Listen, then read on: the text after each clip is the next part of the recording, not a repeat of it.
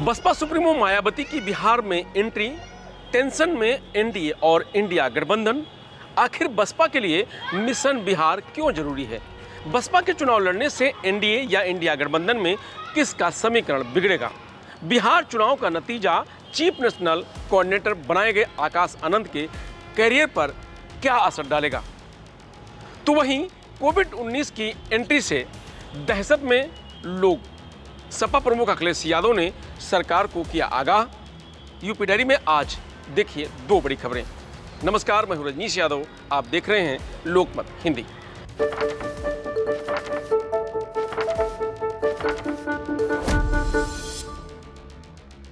Baspa supremo Mayawati के ऐलान ने बिहार की राजनीति को गरमा दिया है। उन्होंने साफ कहा है कि बसपा इस बार बिहार की सभी 243 विधानसभा सीटों पर अकेले चुनाव लड़ेगी।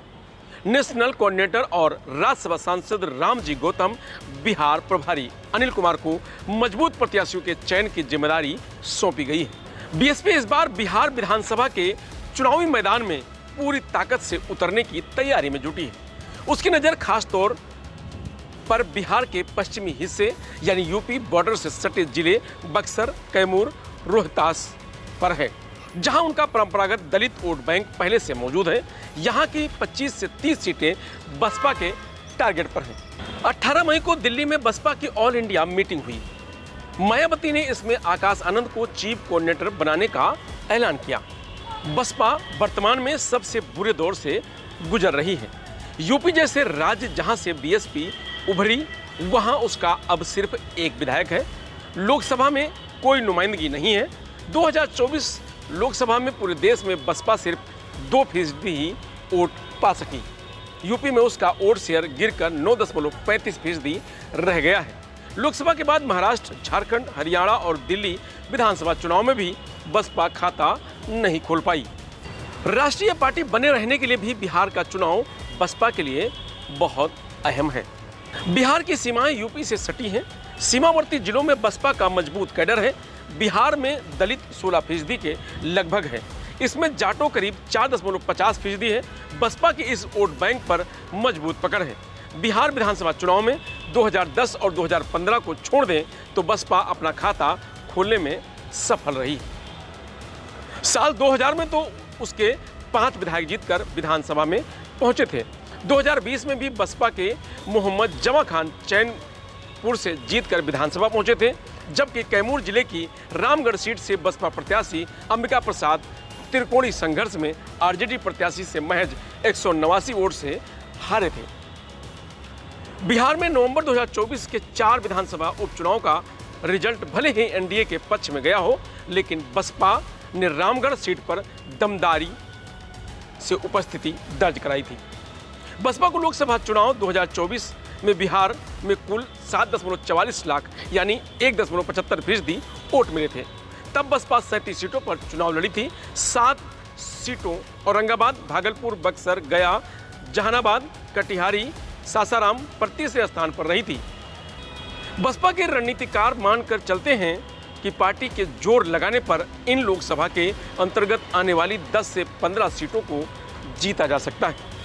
बिहार में एनडीए और इंडी गठबंधन में लोकसभा की तरह ही कांटे की टक्कर हुई तो बसपा की ये सीट तुरप का अक्का साबित होंगी। बिहार में अच्छा प्रदर्शन करने का फायदा फिर 2027 में यूपी चुनाव में भी मिलेगा। बसपा बिहार में पीडीए पिछड़ा दलित अल्पसंख्यक की पिच पर चुनाव लड़ने की तैयारी में जुटी है। बसपा ने बिहार का प्रदेश प्रभारी अनिल चौधरी को बनाया है, जो कुर्मी जात से आते हैं। बिहार में कुर्मी 4% से अधिक है। इसके अलावा कोयरी और कुशवाहा भी बसपा के कोर एजेंडे में शामिल हैं। अभी तक कुर्मी, कोयरी और कुशवाहा जदयू के वोटर माने जाते रहे हैं, लेकिन बसपा इस बार बिहार में बड़ी संख्या में कुर्मी सहित अन्य जातियों के प्रत्याशी उतारने की रणनीति पर आगे बढ़ रही है। इसके अलावा मुसलमान करीब 17% हैं। मायावती मुस्लिमों को भी पर्याप्त प्रतिनिधित्व देने जा रही है। मतलब साफ है कि बसपा की नज़र बिहार में 30% वोटरों को साधने पर है। बसपा का यूपी से सटे जिलों में एक आधार है, लेकिन उसके आधार पर समस्या यह है कि बसपा के टिकट पर जीतने वाले विधायक पाला बदल लेते हैं। 2000 में बसपा के 5 विधायक जीते, लेकिन सभी कुछ ही समय बाद लालू के साथ उनकी राजद में शामिल हो गए थे। ये क्रम बाद के हर चुनाव में देखने को मिला। पिछली बार बसपा के इकलौते विधायक मोहम्मद जमा खान जदयू में शामिल होकर मंत्री बन गए। बिहार में दलित भले ही 16% से अधिक है, लेकिन ये कई उपजातियों में बटे हैं। दुसाध यानी पासवान लोजपा को वोट करते हैं। महादलित में शामिल मुसहर आदि उपजाति पूर्व सीएम जीतन राम मांझी की हम के समर्थक में हैं। सिर्फ 4% जाटो है बसपा के कोर वोटर माने जाते हैं। बिहार का दलित इस बार कांग्रेस की ओर शिफ्ट होता दिख रहा है। इसकी वजह भी कांग्रेस के दलित राजेश कुमार को प्रदेश अध्यक्ष बनाया है। बिहार के प्रभारी सुनील पासी भी दलित हैं। ऐसे में बसपा को कोई चमत्कारिक सफलता मिलती नहीं दिखाई दे रही है। पार्टी के नवनियुक्त chief national coordinator Akash Anand के लिए भी बिहार चुनाव अग्नि परीक्षा है। उन्हें संगठन के स्तर पर साबित करना होगा कि वे मायावती की राजनीतिक विरासत को आगे ले जाने की काबिलियत रखते हैं। बिहार में मिली सफलता ही उन्हें बसपा के भविष्य का नेता साबित करेगी। सूत्र बताते हैं कि बसपा को बिहार में तभी फायदा मिलेगा जब वह अपनी आंतरिक कलह को समय रहते सुलझा लेगी। बिहार के केंद्रीय प्रभारी नेशनल कोऑर्डिनेटर रामजी गौतम और चीफ नेशनल कोऑर्डिनेटर बने आकाश आनंद को आपसी तालमेल बेहतर करना होगा। बिहार में लंबे समय तक सक्रिय एक नेता को उन्होंने वहां से हटाकर बंगाल भेज दिया है। वहीं वे अपने गृह जिले लखीमपुर खीरी से 2 प्रभारी लेकर बिहार गए हैं। प्रत्याशियों के चयन से लेकर पार्टी की रणनीति को फाइनल करने का जिम्मा आकाश पर होगा। ऐसे में तालमेल की कमी में बसपा को बिहार में धक्का भी लग सकता है। तो वहीं हांगकांग और सिंगापुर के बाद अब भारत में भी कोरोना वायरस ने पैर पसारने शुरू कर दिए हैं। इन मामलों में तेजी से बढ़ोतरी देखी जा रही है, जिससे चिंता बढ़ती जा रही है। देश में कोविड-19 के बढ़ते मामलों को लेकर समाजवादी पार्टी के राष्ट्रीय अध्यक्ष अखिलेश यादव ने सरकार को समय रहते उचित कदम उठाने के लिए सतर्क किया है। अखिलेश यादव ने कहा कि ऐसी बीमारियां अपना रूप बदल कर आती हैं, इसलिए सरकार को अपने स्वास्थ्य, चिकित्सा और सूचना तंत्र का सदुपयोग करना चाहिए ताकि लोगों में डर न फैले। सपा अध्यक्ष ने सोशल मीडिया एक्स पर पोस्ट कर सरकार को कोविड-19 के खतरे से आगाह किया है। उन्होंने लिखा कि खतरे की घंटी बजने से पहले कोरोना के नियंत्रण और रोकथाम के लिए सरकार को समय रहते चेतना होगा।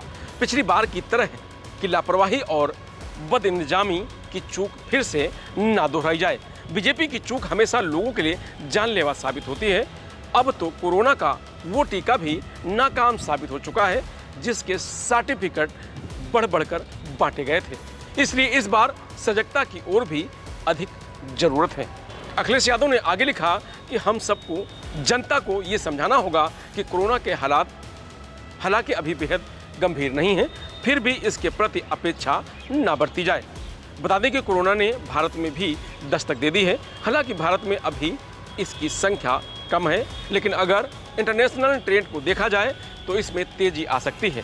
19 मई तक के आंकड़ों के मुताबिक देश में अभी 257 कोविड के सक्रिय मामले हैं। इनमें से ज़्यादातर को अस्पताल में भर्ती होने की भी ज़रूरत नहीं है।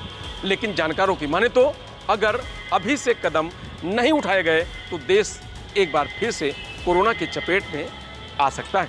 इसलिए सरकार और लोगों को और भी ज़्यादा सतर्क रहने की ज़रूरत है।